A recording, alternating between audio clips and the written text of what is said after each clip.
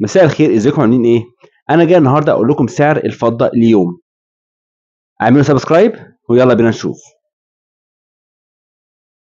اول حاجه سعر الفضه الحل اللي هي عيار 999 عامله النهارده 51 جنيه زي ما هي ظاهره قدامكم على الشاشه. عامله 51 جنيه، 51 ونص، 51 جنيه. تمام. سعر فضه 925 اللي هو عيار 925 بنحيفه زي ما شرحت لكم قبل كده في فيديوهات قبل كده تانية كتير عشان نعرف سعر الفضه 925 هيبقى كام. ظهر قدامكم على الشاشه، عامل 47 جنيه و22 قرش، اللي هو 47 جنيه وربع يعتبر، يعني ده سعر الفضه 925. تمام.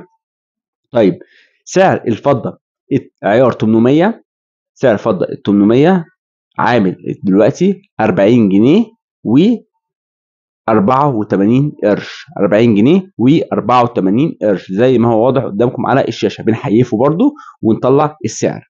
ده سعر الفضه اليوم النهارده.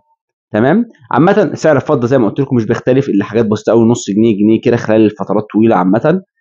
بس في ناس كتير بتكون عايزه تعرف، عشان كده بضطر اعمل لها الفيديو ده اشرح لها واقول لها سعر الفضه ده بدون مصنعيه، سعر الفضه بدون مصنعيه. لو حد عنده اي سؤال تاني يبقى هتكتبه في كومنت وانا هرد عليه ان شاء الله.